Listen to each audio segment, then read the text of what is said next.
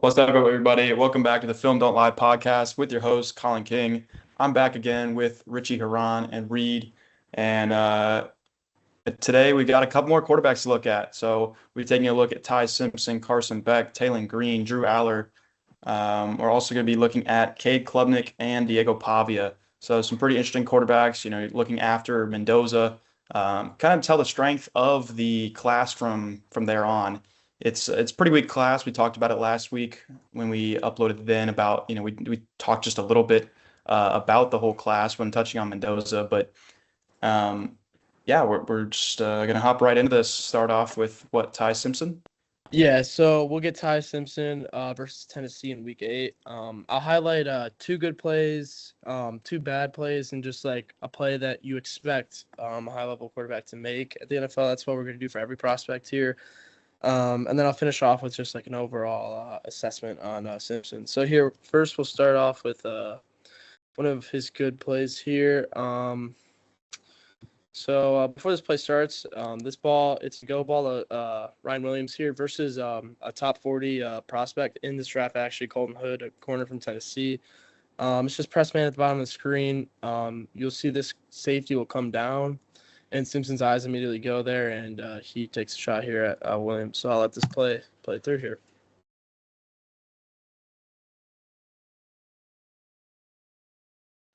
So, I mean, as you see, just a beautiful ball there. He's decisive, like I said. His eyes go straight towards the safety when the safety comes down.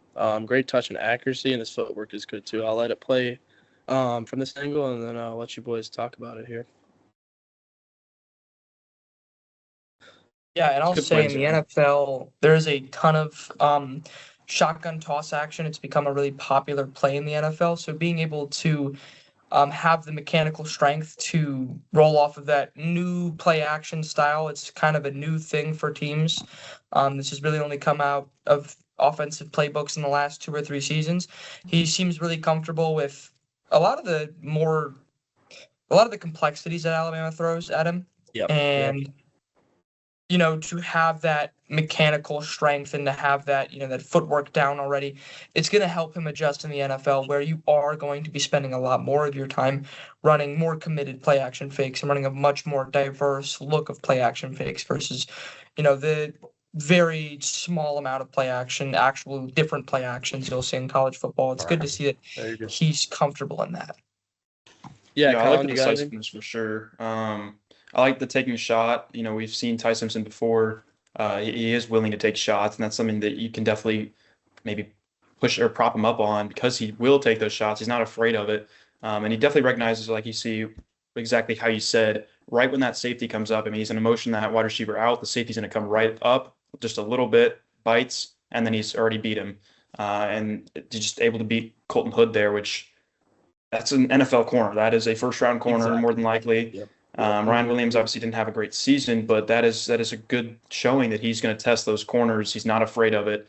Yeah, I mean, I don't really have anything else to say about this rep. It's just a really nice one. Yeah, no, exactly. Right on the head there. And so we'll get into a second good play here. It's actually to Ryan Williams again. So here we go. So offensively, we're getting a dagger cross look. It's something we're going to see a lot here, at least in my guys that I watch. And then defensively, it's going to be a cover 1 blitz with a cat blitz right here from this corner here. So just get a 1 high here and then a man across the board. We're going to see he'll be on a clear out go. He'll be on a dig here, and then here's your cross here, Ryan Williams. And yeah, I'll just let this play through here quickly. I mean, as you can see, just a great touch once again and accuracy. Like, you're going to get this from Ty Simpson, play in and play out. He stands tall against the pressure here from this right side here, so you love to see that. We're pressuring. I mean, that's just a great throw there against another good corner here in Boo Carter. But yeah, I'll turn it over to you guys. What do you guys think? Yeah, Reed, I'll go ahead and jump in here. I think it was actually really good. He stepped up into the pressure in his face. There was 3 different guys stepping in there. Was not afraid, and it was just a beautiful ball. I don't really think that Boo Carter could have played this too much better, really, honestly. If you watch, he's there. He just kind of gets a little bit too far underneath, and he never gets his eyes turned back around. That's the only gripe I guess I would have for him there. It's just overall, it's a really, really nice throw. Like you said, the touch is definitely something you like. I really, really like it when a quarterback steps up into the throw. He doesn't Yeah. necessarily fully step up, but he steps up enough where he's able to, follow through and actually deliver that ball. Yeah, more steps into the throw. I feel like there. Reed, you got anything? Yeah, I love the pace of his drop back on this play. It can be difficult because we don't have access to these playbooks to understand. But when we're talking about a typical cross dagger concept, that is a 3-step drop look. It is typically something that we are trying to get off this dig go action. We're trying to make our read by the peak of a 3-step, and I would assume he extends his drop here, understanding that in our pre-snap look that we're probably going to get pressure here. We can see that pre-snap we have man alignment, and we can see we have a heavy box despite the fact that Alabama's at 11 personnel. I think he adjusts his drop back here to buy himself more time, but he still doesn't drop back because there is, I think, dropping back too far is a problem that we see. It's especially a problem for rookies going into the NFL.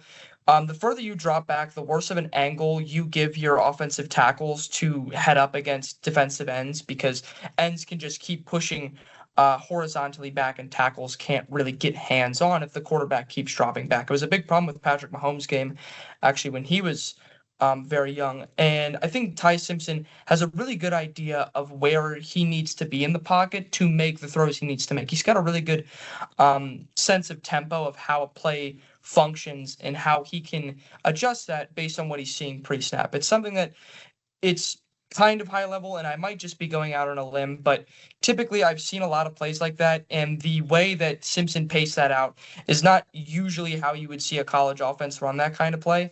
So that being said, I think he's a really cerebral player when he in certain situations like this, and that just pays off a ton in the NFL. You have to be the most cerebral player on the offense as the quarterback. So being aware of your situation, understanding what you can do as a player to enhance your offense's ability to beat what really isn't a great call. I mean, dagger against the blitz is a tough one. It's technically a longer developing play. And against a man blitz, if corners get inside leverage on both your go and your dig, you may not have an open route. So it's a really mature play by Ty Simpson, and hopefully we can see a lot of that in the NFL. I think it's could be a real difference maker for him. Yeah, Yeah, that's something that we saw more in the first 9 weeks of the season, not really necessarily something you saw in the later weeks of the season from him. So it's maybe there's a question of, hey, the offensive line was definitely banged up. Your running backs, you didn't get any help from them at all. Wide receiver towards the end of the season, you really didn't get any help from Ryan Williams much of the year at all. Latsier Brooks was one of your top receivers as a true freshman, and he's only 5'9". You had Jeremy Bernard, obviously. He's going to be an NFL wide receiver. Who knows how good he'll actually be yet, but definitely an NFL caliber player. Caden Proctor playing too big at tackle didn't help. You've got some future guys potentially there. I mean, I believe Brailsford, and you've got some other guys, but they're very inexperienced overall. And so Ty Simpson didn't benefit from a very good offensive line. And the fact that he was still able to put up really good numbers and he has some good film like this, I think it's just really, really impressive. Yeah, 100%. And speaking on Jeremy Bernard, we'll be able to see him here in this next play. This play here is a play that we tagged as like what you expect from like an NFL caliber quarterback. So offensively, we're gonna get dagger once again versus a cover two, Tampa 2 look, and a clear giveaway will be this linebacker running pull as soon as play is snapped. But yeah, so I'll let this play through. We'll get dagger to the middle of the field, and it's a great route by Jeremy Bernard.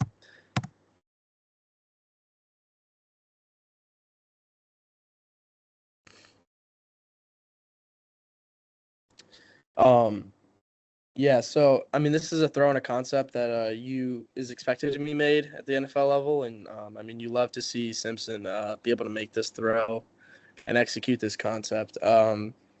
Notes on this as well. Tampa 2, like this should have been a stop by Tennessee, but it's just high level play and a connection between Bernard and Simpson. Reed and Colin. Linebacker's just a little bit out of position there, a little late getting over. You can see, especially from this angle, you'll see 22.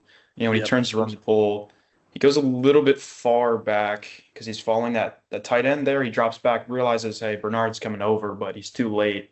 And then obviously that allows the play. So Simpson has his eyes on that guy running pole, believe the entire time, and he sees right when that split comes off, you see Jeremy come over, and with the one safety, I just go deep outside for Latsier, and it's just a pretty easy throw. Yep. That's just heads up football right there. I mean, you see a lot of quarterbacks will see Tampa too. You're running dagger. You're thinking, I'm capped here. I should probably look for my first relief option. But sometimes it pays to use a little manipulation with your eyes there. You can see Ty Simpson reads down the bang seam here, and then he works down the go ball to pull the backer's eyes away. The second he sees backer's helmet is turned to the go ball, he's able to put a really nice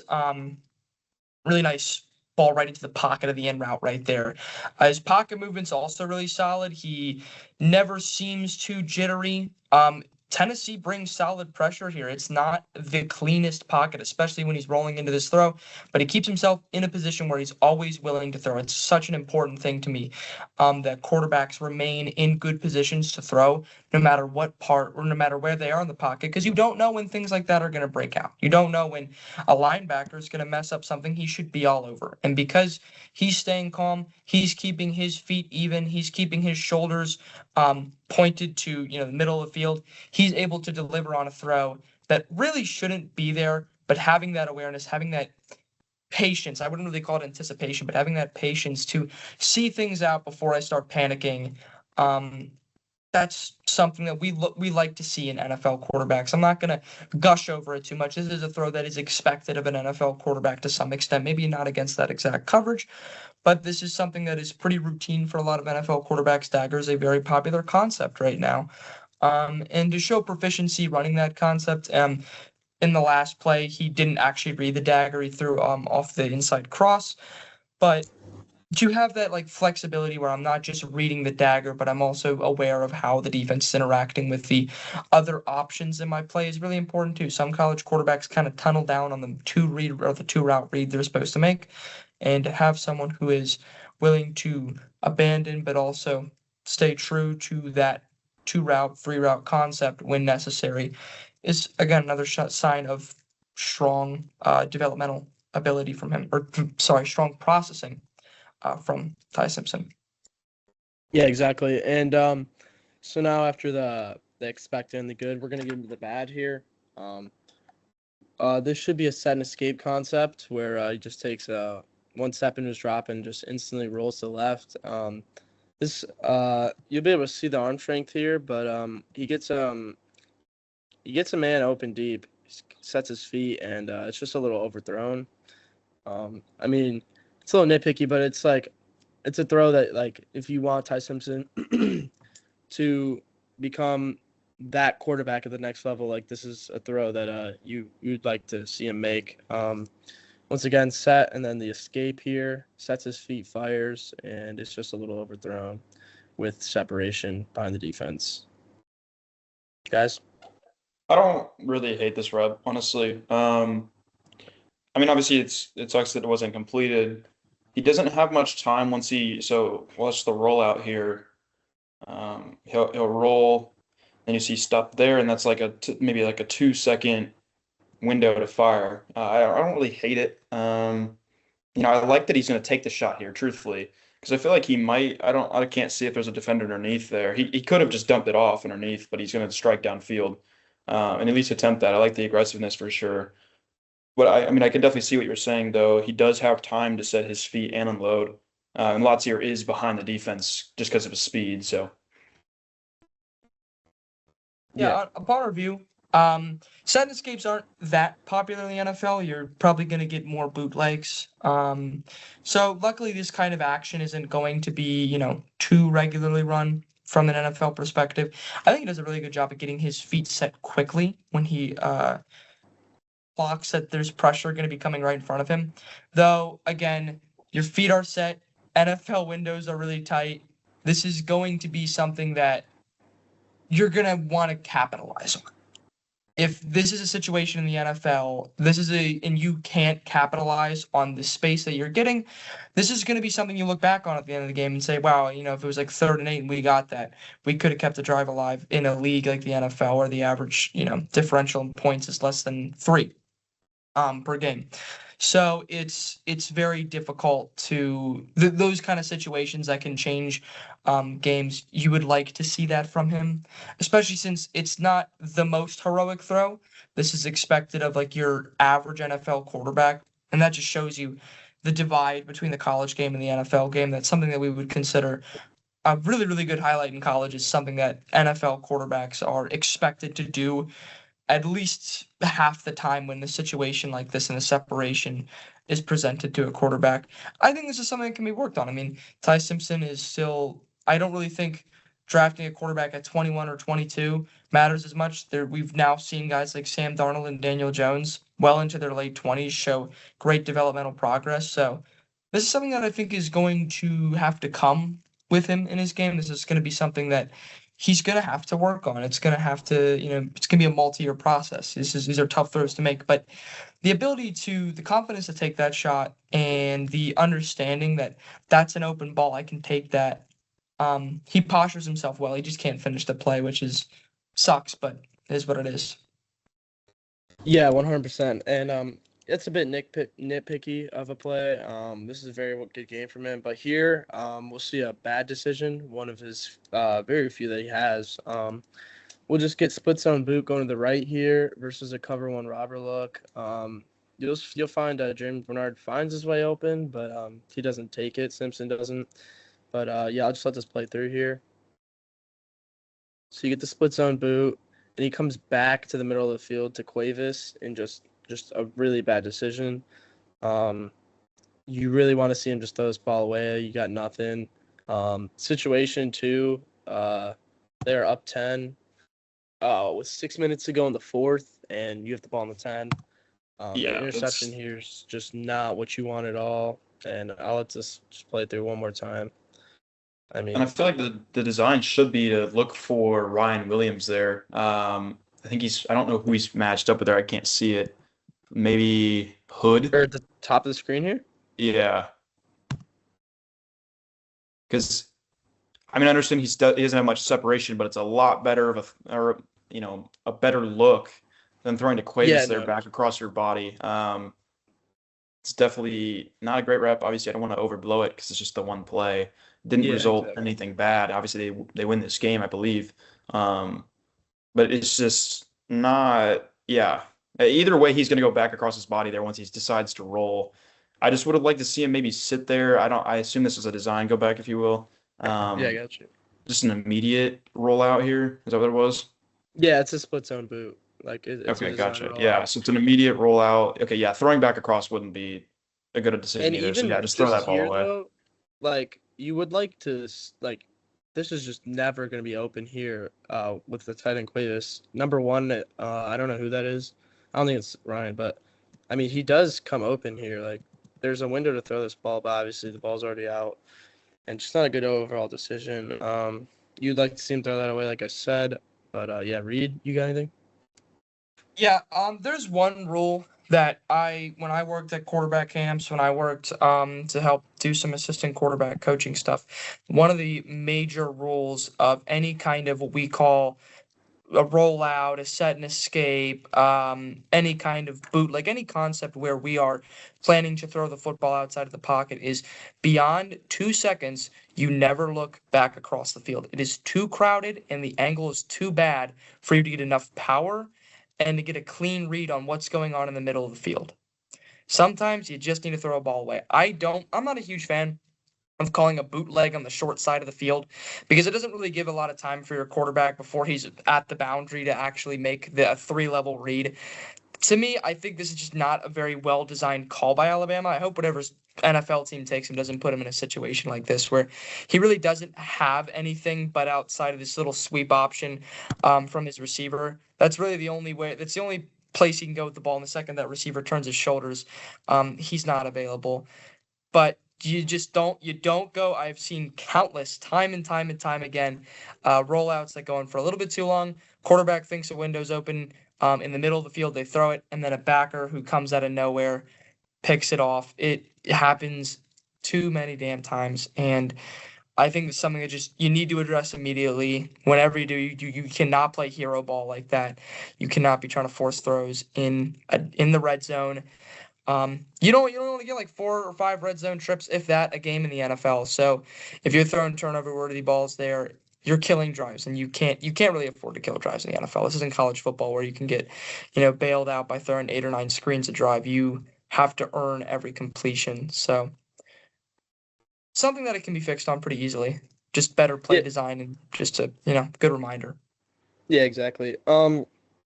Just overall with Simpson, I gave him like a fringe first round talent grade. Like I think I'm higher on him than others are. I like his I love his decision making. He has good overall decision making, and good arm talent as well. And for being probably what he's going to be in the NFL, a pocket passer, he's pretty mobile. He's mobile enough to be like successful at the next level. I think he's a lock as a QB2 off the board as well. I don't think he has much competition there. But yeah, I think he can flourish in the correct system in the NFL. What he does need work on is inconsistent. He has inconsistent footwork at times. He can get happy feet. That was displayed in the FSU and Vandy game that Colin and I watched. He also needs improvement with his feel in the pocket. He did show in this game he did a much better job than in others. But yeah, that's all I got on him. If you guys want to add your guys' thoughts, let me know. I think you pretty much touched on everything I was going to talk about with him. Just the happy feet, like you said, when we were watching, especially in that Florida State game, just really did not look prepared almost, if you will. And I understand that was one of, if not his first start as a college quarterback. His first start, it was week 1. Yeah, so I understand the inexperience there, whatever, but you feel like you have all off season to prepare you for that. And FSU obviously was not a good team this season. Understandably, they may have had some good players in the defensive line, but like Darrell Jackson, as an example, but it just didn't look great. I understand that obviously the offensive line as well wasn't good in that game either, but like the happy feet, you got to fix that. I'm probably about the same area. I think I'm probably more leaning towards a early second round talent. But there's a lot to love with him. So I think given the right situation, he will become a pretty good starting quarterback. Yeah. Reed? Yeah. I mean, quarterback inflation's a real thing. He's probably going to get selected in the first round. But I think he has all the tools to be in that fringe day 1 conversation. Happy feet is a little bit of a concern since it's a hard thing to kind of get out of a quarterback. But I think currently, especially with, as I mentioned previously, the Daniel Jones and the Sam Darnolds, coming out of the woodworks, and even quarterbacks like Malik Willis getting second chances. I think as the NFL, we're kind of opening our eyes that quarterback development is a much longer process than we originally think it is. We don't give our quarterbacks enough time. And I think that with Simpson, his problems are minute for the most part. I think they can be tweaked slowly but surely. He doesn't have any major mechanical or physical concerns, in my opinion. He's a pocket passer. That's fine. The NFL is, an under-center drop-back league right now. Look at Seattle's offense with Clint Kubiak. They spent, or even better example would probably be Sean McVay's offense. They spend most of the time in 13, 14 personnel. They don't want their quarterback going out of the pocket. They want to have heavy protection sets, and they want their quarterback, working on 2-3 route concepts in the 15 to 20 range. So I think he's really set for that. I think his game will translate pretty well. Yeah, no, 100%. I mean, that's really all I got on Ty Simpson. Like I said, I do think he'll probably end up in the first round just with quarterback inflation, like Reed said. But Reed, will we go to Drew Allar or Carson Beck first? We'll go to Drew Allar first. I think he's the more of an interesting case. You have the time slots for my the good, the expected, and bad, right? Sweet. Yes, sir. Okay, we'll start with the good first. I might dig in a little bit here because I do have some qualms with Drew Allar as a quarterback. He's something. Well, First his best game consider. on film still is from 2023, I think, Yeah. against West Virginia, just based on kind of what I've seen. So that would Yeah. immediately be kind of a gripe that I have. The Oregon game right Yeah, there above. I don't really like looking at games from more than a year ago, Yep. just because it's like situations are a lot different. The NFL, college football is a sport that changes every year. This should be my first good. It should be, yep. So just go back to the beginning of this play. Yeah. This should be the quick dig, I You believe, ready or for me to the play it? little dagger look. Yeah, we'll talk about this first. Just make sure we got the right play. Yeah, we do. I think this is a really good play from Drew Allar. This is something that I didn't see a lot from him throughout this game. His feet and eyes are really active in a really healthy way. Some quarterbacks just scan the field and, happy feet dance around the pocket a lot. And people will say that's scanning the field. That's not scanning the field. This is scanning the field. At every single read, Aller is keeping himself open to throw. In every single read, his feet are set and he's postures himself really well to fit a really tight pass. And we can call it a hospital pass. In football, you're going to have to throw hospital passes. Most of the high volume completions are over the middle, behind, or right near back or depth. So it's not. I mean, that's just going to be a reality we live in. Peyton Manning threw hospital balls, and he's one of the best quarterbacks in the NFL. So May have it's killed not Austin Collie too. in the process, but I agree. He did. That's part of the game, though. But yeah, I think this is like something you look for. It's like this is what he could be because he didn't do this very often. But with his athletic ability and I mean, he's in general pretty good when his feet are set and the situation's right. His ball placement's really good. It's just the process of of keeping himself in a situation where his feet are set and he's making the right reads. That is where he struggles the most. And this was one of the few, really good examples against a very, very solid Oregon defense. Where I was like, wow, this is something that really you could see him doing in the NFL, plus all that athleticism and strength that he has. Yeah, So I what do you guys? think like you hit on it. I liked how he like actually progressed through his reads. Like it's a two route read here and it's just not open. We'll see from this. And I mean, obviously gets right back in and hits that dagger. I mean, I think this is a like good processing. This is what you like to see from Drew Aller when this is not like one of his strengths. Yeah, Colin. Yeah, I mean, honestly, I was looking a little bit more at the defense here. I like the processing there from Aller's, looked that right side first. That's where the motion goes. He immediately snaps over, snaps right back again, like you're saying, he's ready to throw. It's a good ball. Bryce Betcher's just like a little hair late there. Um, he was a little bit drifting back, kind of deep, honestly, on that coverage too. But it's not bad defense by any means. And Drew Allar does a really good job there. Again, that's what you're saying though with the inconsistencies. He doesn't do that all the time. And if he did, we'd be having a much different discussion about him. The discourse would be a lot more so about, hey, this guy is, hey, he could be first round, he could be second round. If he could put everything together, he's got the tools Exactly. for the most part. Like you said, he's also got the athletic ability too. Just can he put it all together and actually, take it up a notch? So Yeah. I'll go to the next play. This is actually a great example of that accuracy being applied.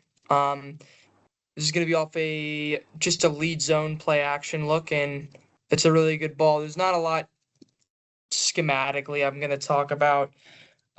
He's making a good throw and across. He makes sure to put a lot of air under it so the low safety doesn't, clip it or potentially intercept it. It's really well paced. Again, when the pocket is set and the situation is clean and he's keeping his eyes and his feet honest with each other, he can make some really impressive throws. And this is why on big boards they have him above guys like Carson Beck, who what I would say are much, much more complete prospects when you look at their mechanical ability and their processing ability.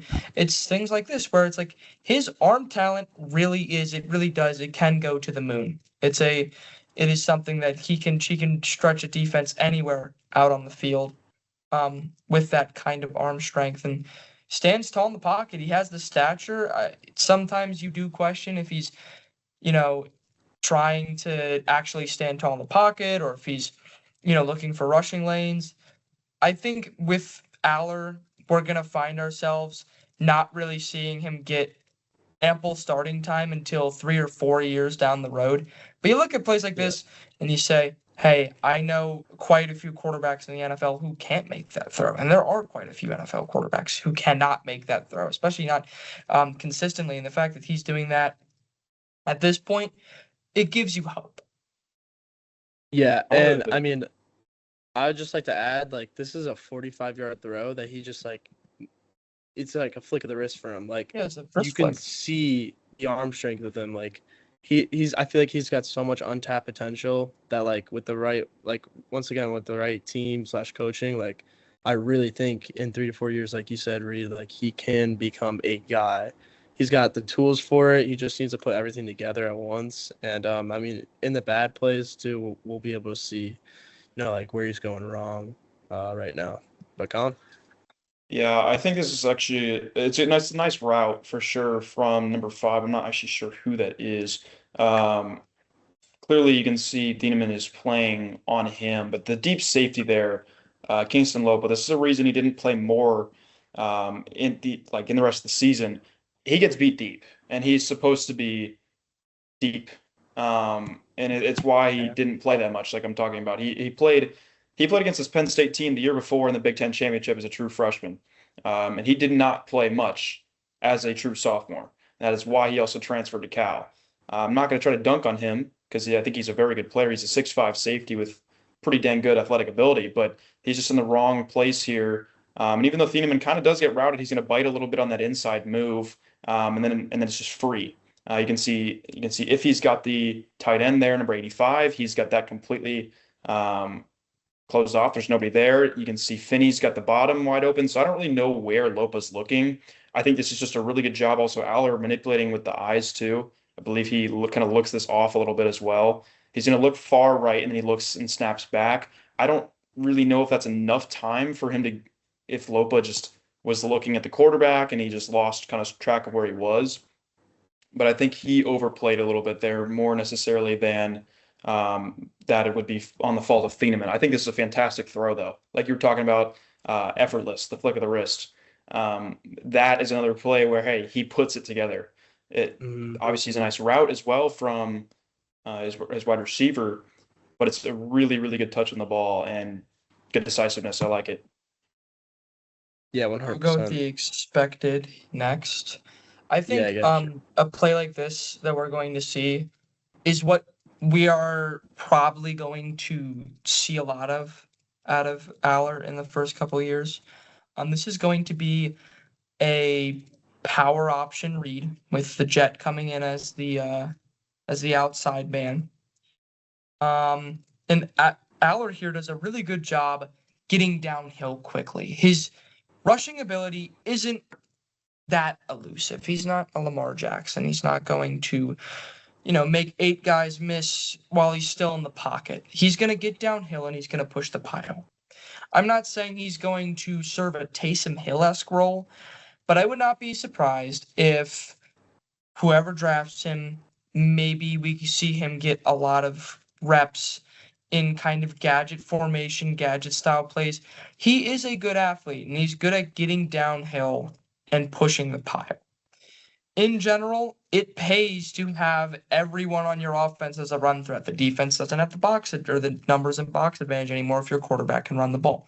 You're all even and your blockers are even. So having that advantage is nice.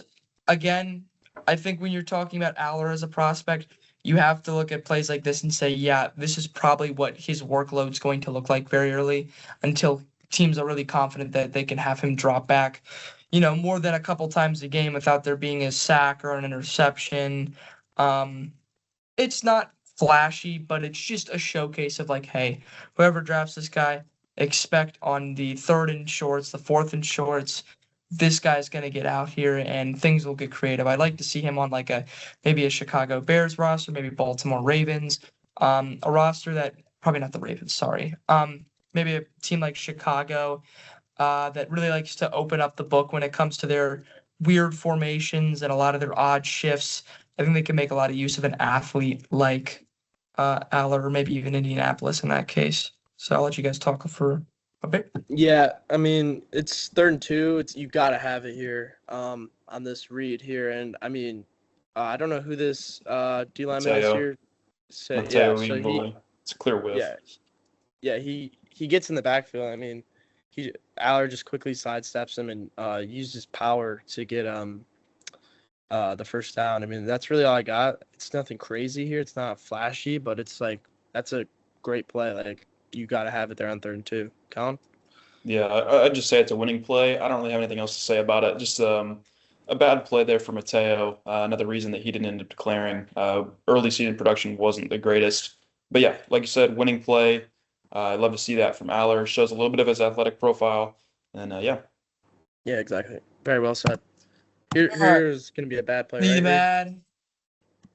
Allar likes to play hero ball, and he did not have the accuracy nor the consistency to play hero ball.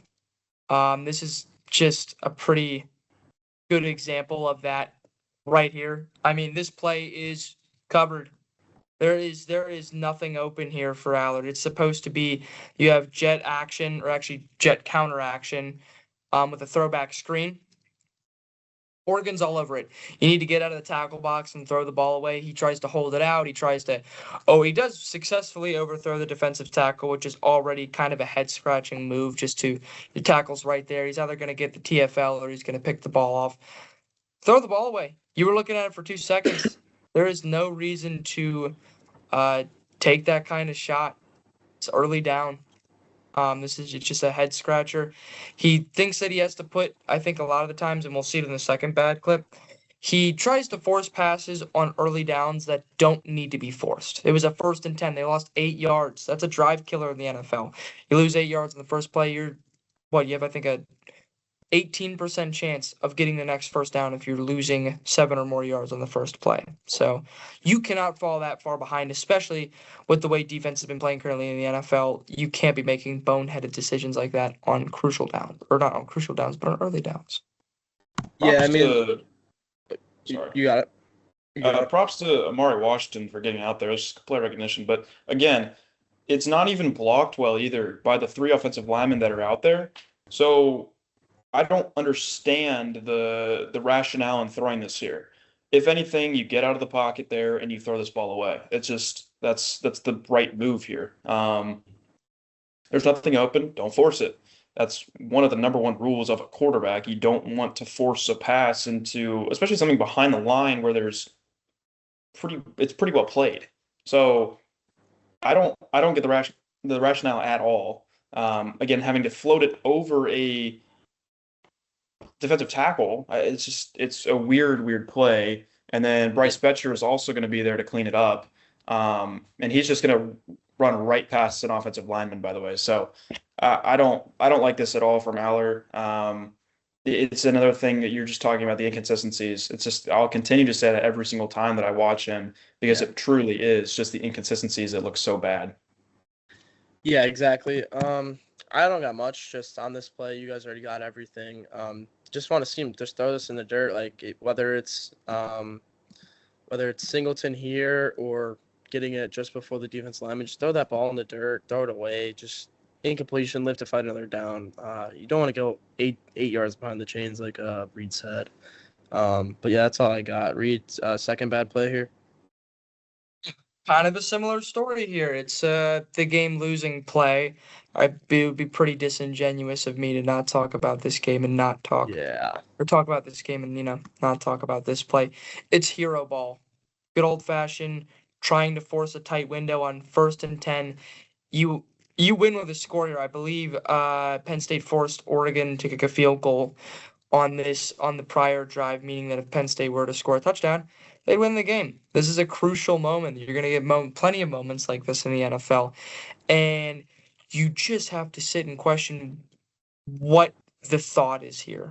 There are 3 Oregon defenders playing this delay rail route from the tight end. Just to, again, eyes are on the tight end the whole play. Never snaps till it got a different read. Just tries to force a ball that he does not have the accuracy to force in a situation where you don't have to force anything. It's just almost imaginary. It's almost like he has like an imaginary emergency alarm in his head whenever, something is slightly open or a play has the slightest potential of gaining, 12 or more yards that he has to make that throw.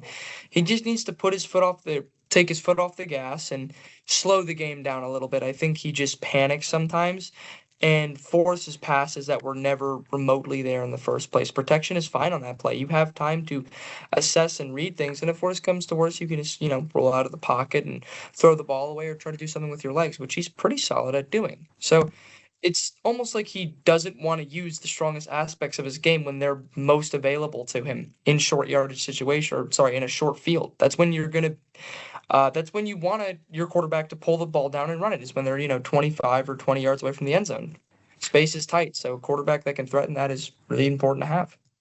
Yeah, I want to definitely touch on this one. I don't know if he ever even sees Dylan Thieneman here. And even if he doesn't, and let's say he does complete or at least gets it to his target, you're going to see Aaron Flowers, number 21, the other safety, bear down and absolutely smoke Luke Reynolds there.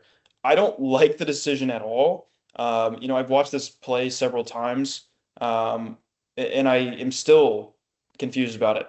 I mean, you've got pretty solid protection, right? I mean, Bryce Betcher gets a little bit of pressure there. There's no point. There's no point in doing this. There's three defenders there. One that's going to lay your man out. One that, you obviously throw the pick to in Thieneman, and then you've got Jerry Mixon underneath as well. I'm just not sure what he's thinking here. Like you said, he doesn't have the accuracy to get this done, to ever throw this pass, really. And Thieneman's just able to get the game-winning interception just floating right there. It's really, really confusing to me, but that's all I've got. Yeah, no, you guys got everything that I wanted to say. I really do honestly think there's a chance you didn't see Thieneman at all on this play. But I mean, yeah, I got really nothing else. Reed, do you want to talk about your overall thoughts of Allar, or should we just move to Taylen Green? Yeah, I'll keep it quick. Long-term project. Whoever drafts him, he might not really see a lot of playing time until he's done that initial rookie deal, or done at least the first 3 years of it. This is going to be a long-term project. There are a lot of bad habits that he has that need to be worked out very slowly. Habits take a long time to break. He's got a lot of bad habits, but you see the potential. He's a really good overall athlete. Personally, I would probably see him as a early to mid day 3 pick. I think people are a little bit too high on him. I think people see all the athletic plays and go, an NFL team, they can do that, but at the same time, how much better is an NFL coaching staff than Penn State's? I mean, how much, when we're looking at some of the better, I know Penn State wasn't perfect. I know they had their problems, but Penn State is still a pretty predominant college football program over the last 10 years. They're relatively well coached compared to, mid-major schools. What does an NFL team bring that is going to automatically fix all of his woes? The answer is there is none. This is going to take a long time to fix him as a prospect. So I would go low on him personally. Yeah, Colin, you got anything? Yeah, I'm pretty low on him as well. I think a day 3, maybe a flyer. You just take a chance on him. You hope that he recovers well from his injury, that he had, that broken ankle, I believe it was. Maybe he recovers well. Maybe he's able to get still some of that the full athleticism back, and then from there you just work on his the mechanics, and well, not necessarily the mechanics, but just a lot of overall things with him, and try to work out those inconsistencies. I think that's going to be the biggest thing for him on whatever team he goes to. Maybe there's a team that has a quarterback that's getting up there in age, maybe. Not completely old yet, but they can afford to spend the time to develop him, and they have a good mentor quarterback as well. Yeah, I mean, it seemed like LA. If he got to LA, I mean, that would be kind of scary for the rest of the league. But I mean, I don't got much. I do think you guys' grades on him are well. Like, I think he's gonna be a late flyer. But I mean, he's a guy that you're gonna like because he's got all these tools and everything that you could just build on. But I'll get started with Taylen Green here if that's cool with you boys. Yeah, works for me. All right, so first play, we're going to get dagger once again. This is a common concept, obviously, at the NFL and a little bit at the college level versus a cover 3 invert. They're mugging the line of scrimmage here, and you like to see Taylen Green here. He doesn't get phased by this pressure that they eventually drop out of, but right here hits the dig under, and obviously it's a touchdown.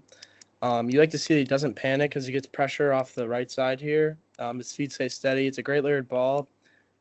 He's flashing. This is not a strength, obviously. Like people, when you think Taylen Green, you think of a runner, and for him to show the ability that he can win from the pocket on 3rd and long is something great. He steps into his throw. Like I said, with pressure bringing down his right, and yeah, it's just a great overall rep. It is worth noting here that I would like you guys to see his mechanics feel a little slow when throwing the ball. I feel like his release is a little slow. If you guys notice it, there's a little hitch. But overall, that's all I got here for this first play. You guys, what do you guys think?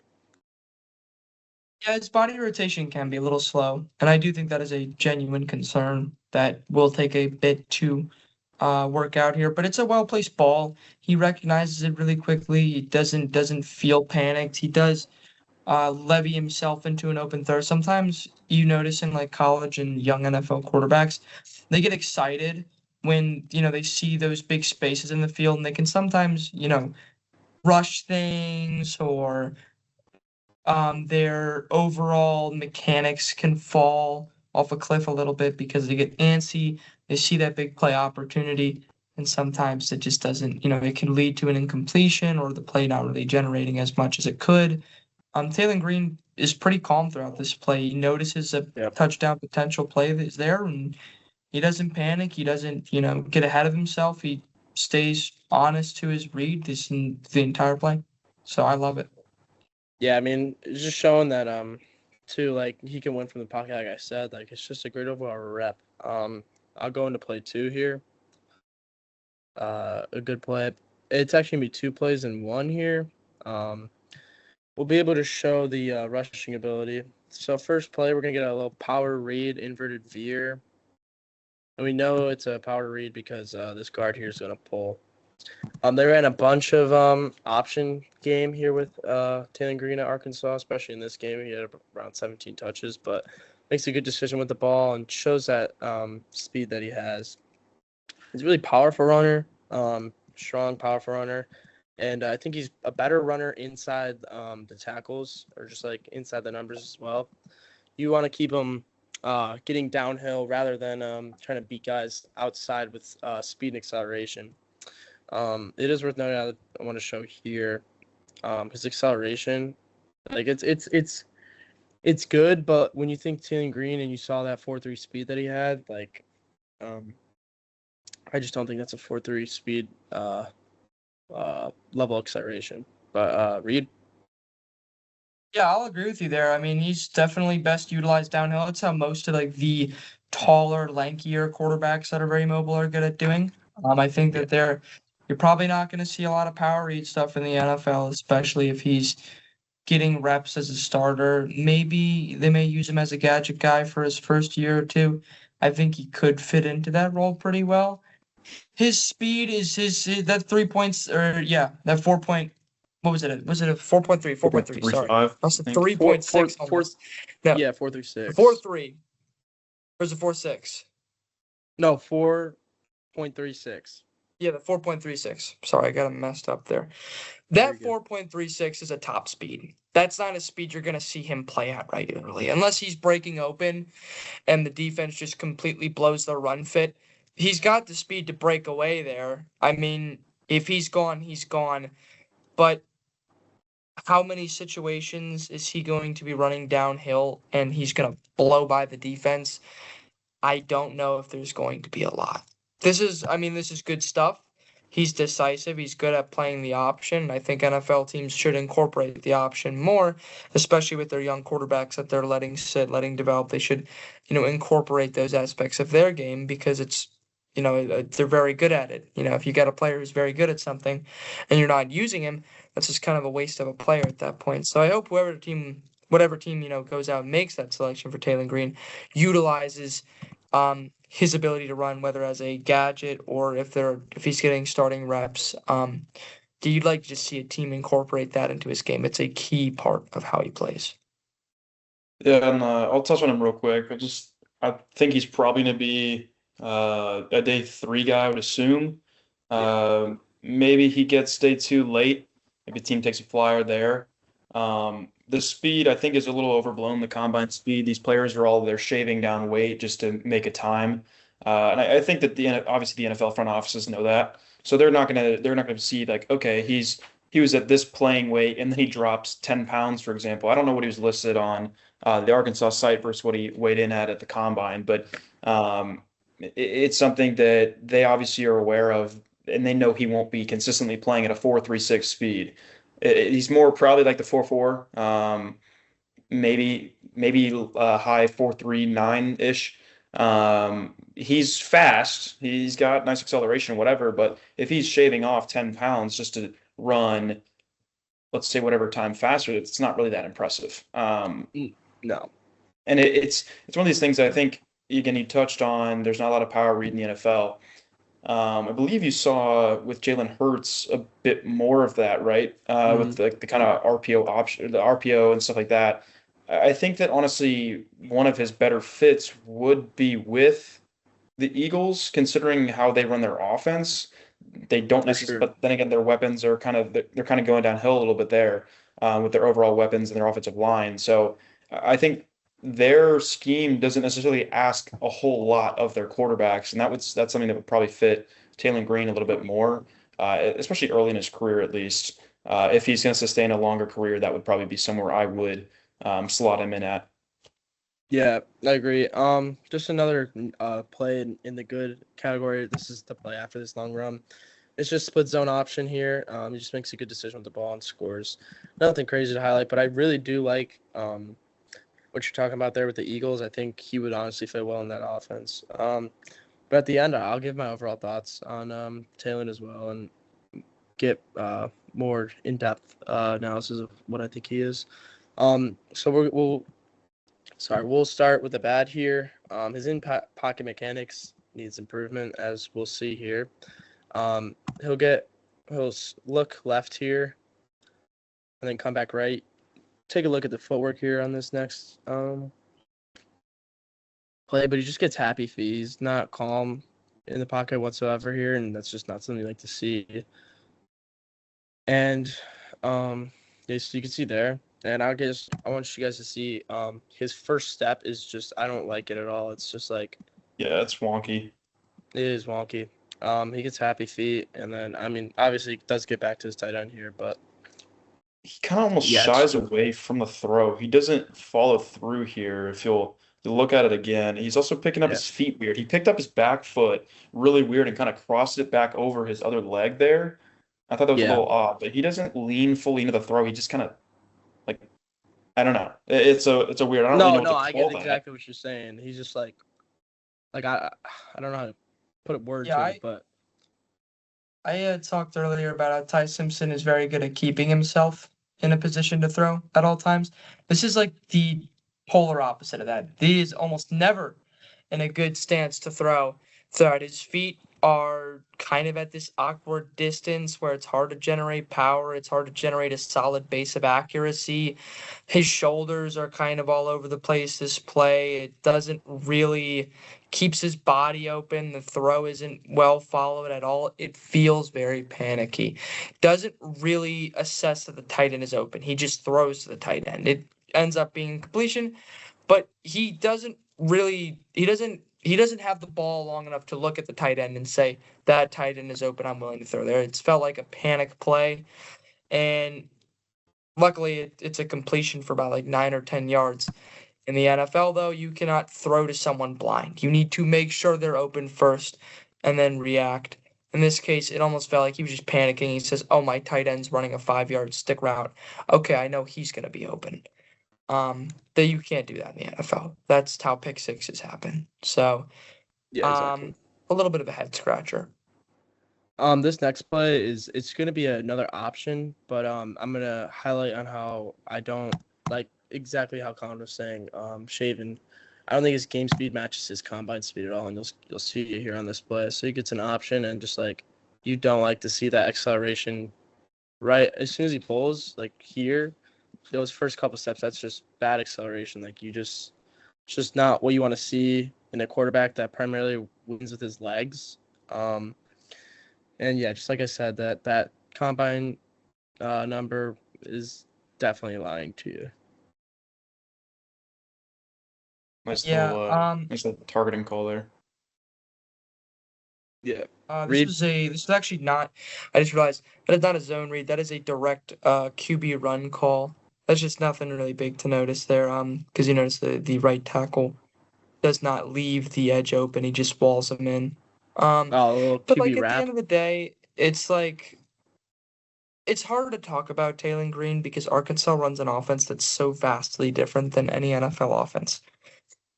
No, almost no NFL offense is calling direct quarterback runs. It is going to be very difficult to see how he produces when that crutch is kind of pulled away from him. And he's asked to be dropping from under center. He's asked to be making consistent plays with his arm. We're not going to call, 7 down QBH lead or something like that. We're not calling a quarterback zone call.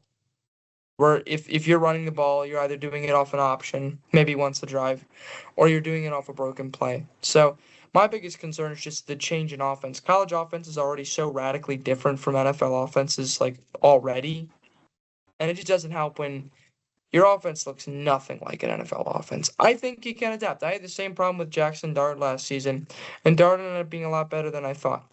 But there's just a lot of unknown with Taylen Green because their offense is so vastly different than anything that an NFL offense would really try out in a drive. So there's just a lot of question in the air with Taylen Green outside of the athletic ability. The rest is just a big question mark for me. Yeah, you got that shirt 100%. up with the athletic ability, but like you're just saying, like the question marks. And I thought he was actually better. He was definitely better this season than the season prior. I believe he came over from Boise State. Yeah. Yeah. And I didn't think he was an SEC quarterback at the time. I didn't really like what I saw. And I think in the first season that definitely was a bit accurate. I don't really think he was a SEC quarterback in his first season starting at Arkansas. This past season he was definitely better. I don't really know what his final stats were. I don't know how many interceptions he threw, whatever, but it was definitely a lot better on film than the prior season. So it's something that maybe a team is going to take a chance on. Like I said, like the Eagles, someone with an older quarterback, right? Maybe obviously if the Colts didn't go out and sign Daniel Jones to that absurd contract, and maybe I could see them taking a chance, right? Maybe the Vikings went on their body in that room with just how things are going there. Maybe, I don't know, this is just some other teams want to take a risk. Maybe the Falcons, hey, Tua, you've got Penix, but he's got the knee issues and whatnot. He's not going to be anywhere near as mobile as you ever saw at Indiana. He's probably not going to be as good of a passer as he was at Washington. He's just too inconsistent. So there's an argument to be made that they could take a chance there potentially as a third quarterback. And hey, maybe he is just your quarterback 3 to start his career. Maybe that's what you start off with. It's a little scary, I think, for Taylen because he could go anywhere from day 2 to undrafted. And I feel like that's an issue for him that I'd obviously worry about if I'm him or his agent. It's just the question marks really that just stand out so much more than the positives and the strengths for him. The athletic profile, cool, but what can you actually throw the football and can you throw it accurately? At times, yes. Other times, no. And it's almost a similar conversation that we're having with Allar, except I think Allar's just more polished. In almost every Allar's had regard. more time. 100%. I think Allar, his mechanics are a lot cleaner. I think Allar's could be considered, they're both pretty poor decision makers, but Allar mechanically is pretty sound. There are a lot of question marks. I could see this being a mid to late day 3 guy, to be honest. You really have to allocate time. This is a real work in progress. I think Taylen Green is probably the most raw. And when we're talking about a raw prospect. I'm talking about a guy who won't be in a position to take more than 20 NFL dropbacks, potentially 4 or 5 years into his career. And when you're drafting him, you have to be okay with that. You can't just say, I want you in 2.5 years, I want you to be playing at the level that, some of the more polished rookies will be playing at. You can't expect that.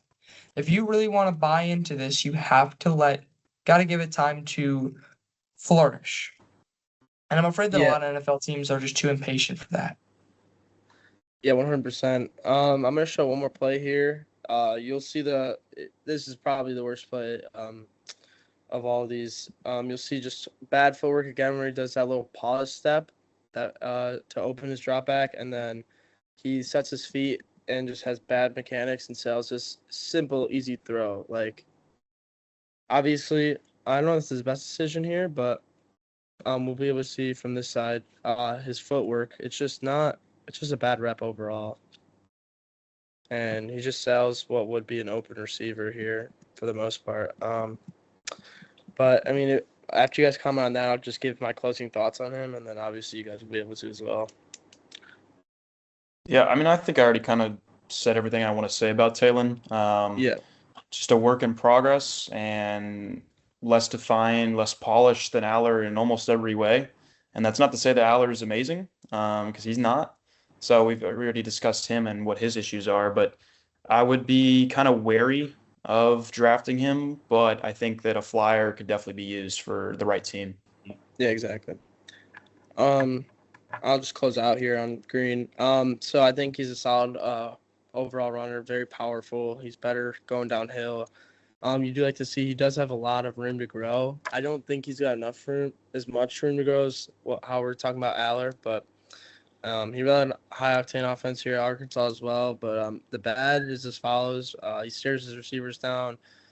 His acceleration isn't great for what you want to have a primarily running quarterback. He's just a bad passing decision maker and leaves a lot to be desired as a passer. I have a comp for him. I think he's like a similar, if not worse, thrower of the ball as Justin Fields, and I just think as a runner, he's similar to Justin, just not in the way that Justin is elusive. So I mean, overall, like I'm giving Taylen Green a day 3 grade. I really just don't see much with him. Like when people say like a position change is open for him, like I 100% agree. I think he could play like a different position better than he could play quarterback, and that's just being as respectful as I can towards him as a player and a prospect.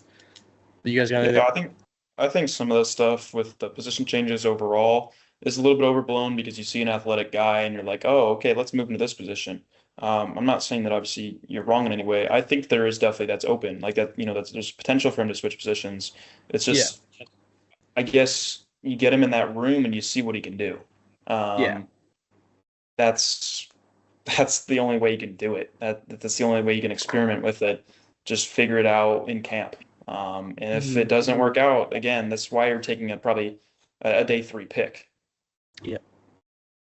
Yeah, exactly. And when I say position change, I'm not saying year 1 through 3. I'm saying that's like down the line if he can't figure it out. Reed, do you want to add anything else on Taylen? And you too, Colin, you could add more. Sorry, I don't know if I cut you off or not. You're fine. No, I mean, look, I think we might see a little bit of Taylen Green action in the preseason. I doubt we're going to see a lot of Taylen Green action in the regular season. This guy is major work in progress. He has a long way to go. I see the vision that, he could be a very, very solid two-way or the dual threat quarterback, if you will. But, I mean, if you have anything else you want to cover in day 3 that isn't a quarterback, I would pick it. I would not really spend a lot of time thinking about Taylen Green on my big board personally. I just don't think there's only so much you can do as a coaching staff. And I do feel similarly about Allar, where this is a multi-year project, and I don't think NFL teams are patient enough to actually sit this through. I hope things do work out for every quarterback we covered, but Green and Allar are both big concerns for me, and I would prefer if teams didn't jump the gun on these guys, just personally. Yep. Colin, you want to close us out? I don't really have much to add. Sorry, I had to run and grab my charger real quick. Oh, you're good. Yeah, it's a weird spot for teams. Risky pick, just overall kind of risky player, if you will. You don't want to draft a guy at quarterback that ends up. A lot of people had the discourse. Lamar, is he going to switch positions? Is he going to do this? Is he that? Obviously, he didn't. The other side of that, you've got quarterbacks that have switched to tight end and they've done absolutely nothing. And that's just the reality of it. I mean, even Tebow switched to tight end for the Jags. Tight end Tebow, yes, that for the preseason. Yeah, that was something. And that really worked out in his favor, didn't it? Not. Yeah, it was great. So it's just an interesting spot. I don't really love obviously drafting a player to switch his position. But it's something that maybe down the road has to be made if the quarterback route just doesn't work for him. Yeah. I think that's it for this episode, right? Yeah. Yeah, all bases are covered. We'll wrap this up. Appreciate you all for watching episode 2 of the Film Don't Lie podcast. Next episode, we'll go ahead and get into the Cade Klubnik, Diego Pavia, and Carson Beck film. I want to dedicate a little bit more time to that and some of the analytics. So we'll come get that to you guys soon, probably record in the next 2 days. And then, we'll see when we upload that. But thank you all for watching. Make sure you hit the like and subscribe button. Thank you very much and continue to support us. Thank you again to NILvana Sports for everything you do and giving us the platform, allowing us to do this. Peace. Thank you. Thank you.